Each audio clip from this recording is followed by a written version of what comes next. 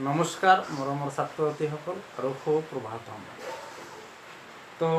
আজিৰ ভিডিঅ'টো আৰম্ভ কৰিবলৈ লওঁ। তো আজি আমি আলোচনা কৰিম হোৱাট ইজ ইকুৱেশ্যন, অৰ্থাৎ সমীকৰণ কি, সমীকৰণ কাক বোলে আৰু সমীকৰণত কি কি বস্তু থাকে। ধৰি লোৱা হ'ল 2x প্লাছ 2y মাইনাছ 5 এইটো দিয়া আছে। তো এইটোক আমি সমীকৰণ বুলি নকওঁ, এইটোক আমি কি বুলি ক'ম, এইটোক আমি ৰাশি বুলি ক'ম, এইটোক আমি ৰাশি বুলি ক'ম। তো আমি আজি আলোচনা কৰিম যে সমীকৰণ কি, হোৱাট ইজ ইকুৱেশ্যন, অৰ্থাৎ সমীকৰণ কি। ধৰি লোৱা হ'ল 2x প্লাছ 5 দিজ ইকুৱেল অৰ্থাৎ সমান সমান ইয়াত 9 বুলি দিয়া আছে। তো 2x plus 5 these equal 9, 2x plus 5 these equal 9, এইটোক আমি সমীকৰণ বুলি ক'ম। তো সমীকৰণ কাক বোলে, সমীকৰণৰ কি কি বস্তু থাকে আৰু কাক কাক লৈ এটা সমীকৰণ গঠিত হয়, আমি এইখিনিয়ে প্ৰথম আলোচনা কৰিম। তো এইটোক আমি কি বুলি ক'লো, এইটো এটা সমীকৰণ 2x প্লাছ 5 দিজ ইকুৱেল 9, অৰ্থাৎ ই বেলেঞ্চত আছে, অৰ্থাৎ সন্তুলিত হৈ আছে। তো সমীকৰণ হ'ব এনেকুৱা, যদি বাওঁফালৰ মানৰ সৈতে সোঁফালৰ মান সমান হয়, অৰ্থাৎ মাজত যদি সমতাৰ চিন থাকে, তেতিয়া তাক আমি কি বুলি ক'ম, সমীকৰণ বুলি ক'ম। কি হ'ল যে বাওঁফালৰ মান অৰ্থাৎ left hand side this equal right hand side, দিজৰ দিজ ইকুৱেল হ'বই লাগিব। বাওঁফালৰ মানৰ সৈতে যদি সোঁফালৰ মান সমান হয়, অৰ্থাৎ মাজত যদি সমতাৰ চিন থাকে, তেতিয়া ইয়াক আমি সমীকৰণ বুলি ক'ম। সমীকৰণ এটাত কি কি বস্তু থাকিব, ইয়াত x, ইয়াৰ x যে চলক, xক আমি চলক বুলি ক'ম। আৰু ইয়াত 2 যে দিয়া আছে, ইয়াক আমি সহগ বা সঙ্গী বুলি ক'ম, সহগ বা সঙ্গী বুলি ক'ম, সহগ বা সঙ্গী বুলি ক'ম। চলকৰ লগত যিটো পূৰণ আকাৰত আছে 2x, অৰ্থাৎ 2 আৰু xৰ সম্পৰ্ক পূৰণত আছে। x হ'ল ইয়াত চলক আৰু xৰ লগত যি 2 পূৰণ আকাৰত আছে, ই হ'ব xৰ সহগ বা সঙ্গী। ইয়াৰ 5 ইয়াত হ'ল ধ্ৰুব, 5টো হ'ল ইয়াত ধ্ৰুব, আৰু এইটো হ'ল আমাৰ সমতাৰ চিন, সমতাৰ চিন নতুবা সমতাৰ চিন, নতুবা আমি কি বুলি ক'ম, এইটোক সমান সমান চিন বুলি ক'ম, সমতাৰ চিন নতুবা সমান সমান চিন। আৰু এইটো 9 ইয়াত হ'ল ধ্ৰুব, 9 হ'ল ইয়াত ধ্ৰুব। গোটেইখিনি লগ লগাই এইটো হ'ল সমীকৰণ, গোটেইখিনি লগ লগালে কি হ'ব, এইটো সমীকৰণ। তো আমি এতিয়া দেখা পালো এটা সমীকৰণ হ'বলৈ কি কি বস্তু লাগে, তাত চলক থাকিব লাগিব, তাত সহগ থাকিব লাগিব, তাত ধ্ৰুৱক পদ থাকিব লাগিব, আৰু সবাতোকৈ ডাঙৰ কথাটোৱে হ'ল তাত সমতাৰ চিন থাকিব লাগিব। অৰ্থাৎ সমতাৰ চিন অৰ্থাৎ এইটো হ'ল সমান সমান চিন, দিজ অৰ দিজ ইকুৱেল, অৰ্থাৎ ই বেলেঞ্চত আছে, অৰ্থাৎ সন্তুলিত অৱস্থাত আছে। তো আমি জানিব লাগে চলক কি বস্তু, অৰ্থাৎ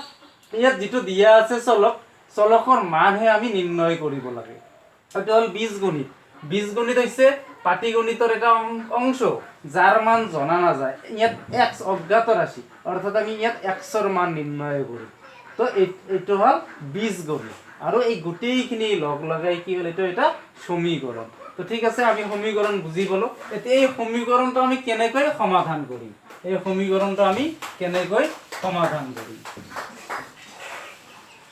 ইয়াত দিয়া আছে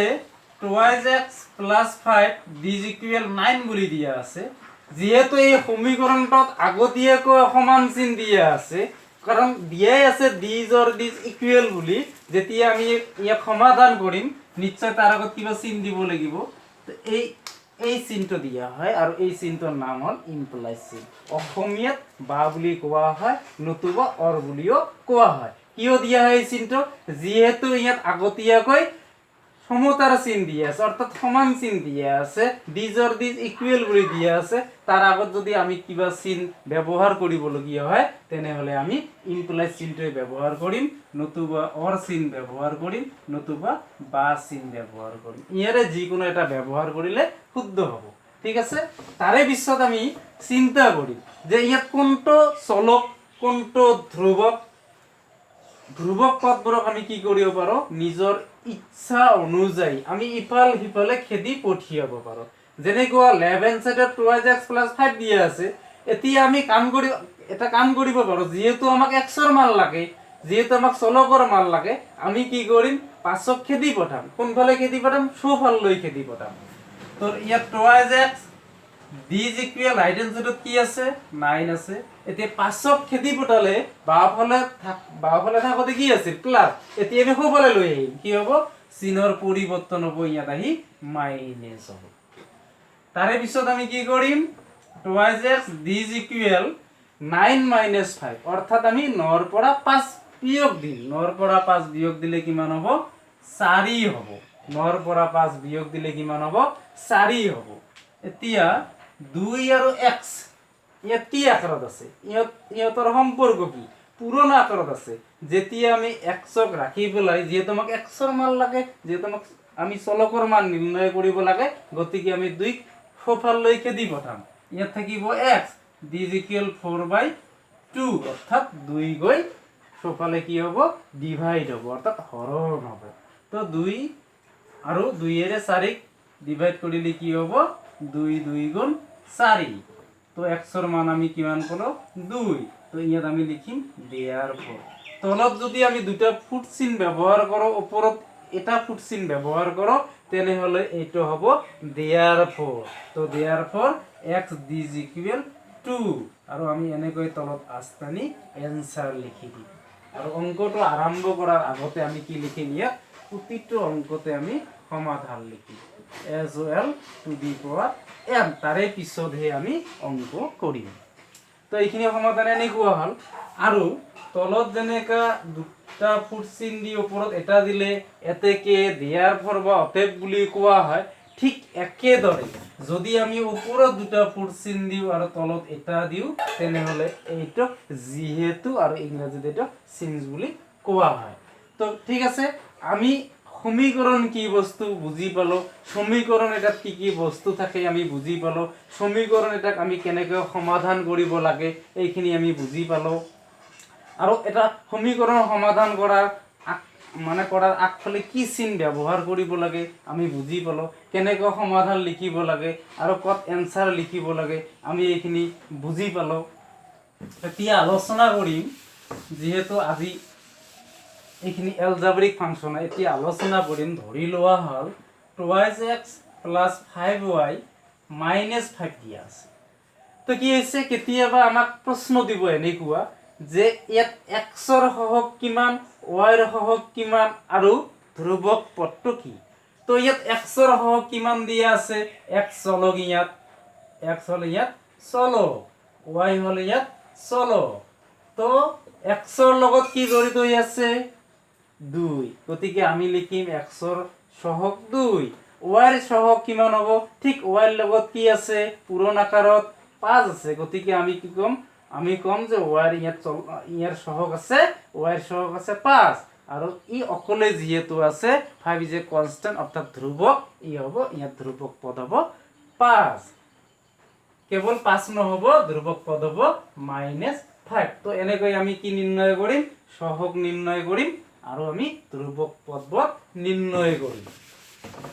এতিয়া আহি গল x to the power m এটো আমি পঢ়িম এনেকৈ x to the power m here x is base অর্থাৎ অসমীয়াত যাক ভূমি বা নিদান বুলি কয় and m is power পাৱাৰক অসমীয়াত যাক সূচক বা ঘাত বুলি কয় সূচক বা ঘাত আৰু বেস এটো ভূমি বা নিদান বুলি কয় তো কি হল x to the power m x is base and n is power মানে অসমীয়াত যাক সূচক বা ঘাত বুলি কোৱা হয় আৰু x ক কি বুলি কোৱা হয় ভূমি বা নিদান বুলি কোৱা হয় আৰু আমি এটো পঢ়িম এনেকৈ x to the power m আমি পৰতে x to the power n বুলি পঢ়িম ঠিক আছে এতিয়া আহি গল যদি এনেকুৱা হয় a two the power m into a two the power m এটো ইনটু চিন হয় কাৰণ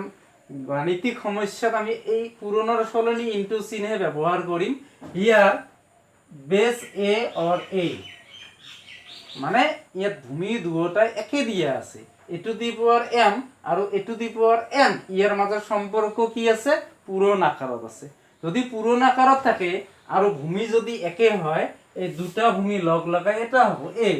যেহেতু ভূমি ইয়াত একে আৰু ইয়াত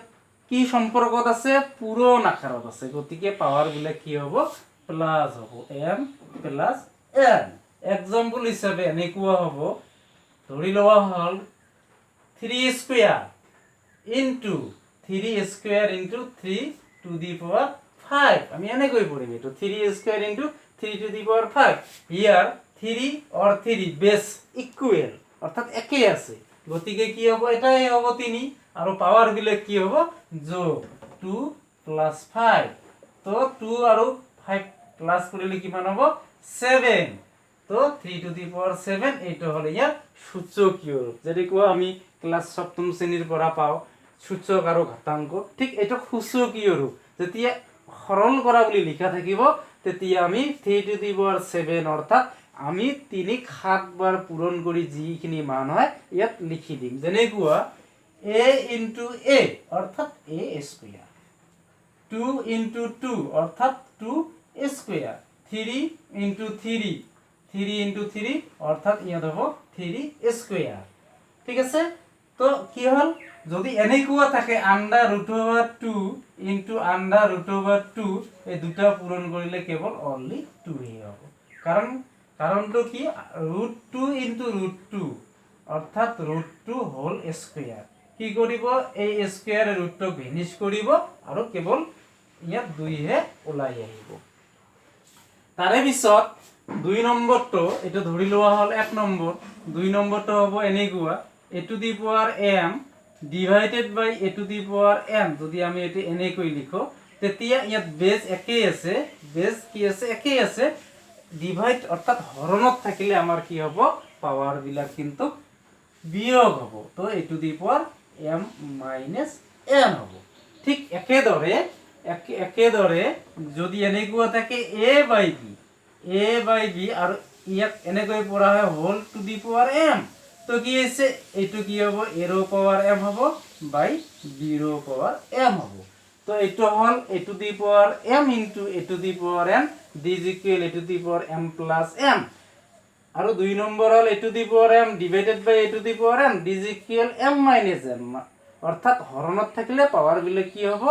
মাইনাস হ'ব আৰু বেস একে হ'ব লাগিব 3 নম্বৰ হৈছে a by b whole to the power m অৰ্থাৎ ইয়াত কি আছে a ৰ পাৱাৰ m হ'ব b ৰ পাৱাৰ m হ'ব এতিয়া 4 নম্বৰ যদি এনেকুৱা হয় a into b into c whole to the power m ইয়াত কি আছে বেস বিলাক একে নহয় বেলেগ a into b into c a into b into c base তিনিওটাই একে নহয় কিন্তু পাৱাৰ একে আছে তো কি হ'ব ইয়াত a to the power m into b to the power m into c to the power m উদাহৰণ হিচাপে যদি এনেকুৱা হয় ফৰ এক্সাম্পল 2 into 5 into 7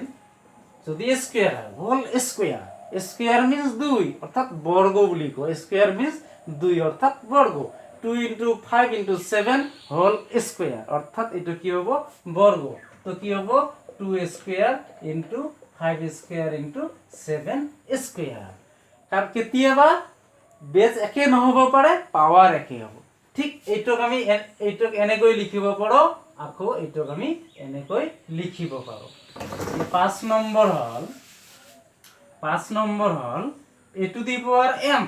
এটোক আমি এনেকৈ পঢ়িম a to the power m whole to the power m আমি এটো এনেকৈ পঢ়িম a to the power m whole to the power m কি হ'ব তেতিয়া পাৱাৰ বিলাক পূৰণ হ'ব a to the power m into n as per example হিচাপে ল'ব পাৰো 2 দি পাৱাৰ কিউব গোটেইখিনিৰ ওপৰত হোল স্কয়াৰ মানে গোটেইখিনিৰ ওপৰত তো পাৱাৰ বিলাক কি হ'ব 2 টু দি পাৱাৰ 3 into 2 অৰ্থাৎ 2 টু দি পাৱাৰ 6 হ'ব ঠিক আছে তাৰে পিছত আমি 6 নম্বৰ যাম 6 নম্বৰটো কি হ'ব 6 number a to the power minus n this equal কি হবো এটো 1 বাই a to the power n নতুবা x to the power minus a this equal কি হবো 1 বাই x to the power a এটো কি হবো a to the power minus n এটো সূত্র সূচক আৰু ঘাতৰ এটো সূত্ৰ এইখিনি আমাক লাগিব তাৰে পিছতহে আমি সমস্যাৰ সমাধান কৰিম a to the power minus n 1 by a to the power n x to the power minus a 1 by x to the power a as for example 3 to the power minus 2 3 to the power minus 2 this equal ঠিক একেদৰে a to the power minus n this equal 1 by a to the power n ইয়াত কি হ'ব 1 by 3 square এটা plus হৈ গল তো কি হ'ব 1 by 3 square means 9 3 square means 3 3 গুণ 9 3 স্কয়ার অর্থাৎ 3 পূরণ 3 3 3 গুণ কিমান হ'ব 9 এতিয়া হ'ব 6 নম্বৰ 6 নম্বর যদি আমি এনে গলে a to the power 0 1 হবো x to the power 0 1 হবো 100 to the power 0 1 হবো 5 to the power 0 1 হবো 1 to the power 0 1 হবো অর্থাৎ এনেকুৱা আকাৰ বা আকৃতি আহিলে যেনেকুৱা ইয়াত আমাৰ দি আছে a to the power 0 d is equal 1 এতিয়া 1000 to the power 0 হলেও কি হ'ব ইয়াৰ মান 1 হ'ব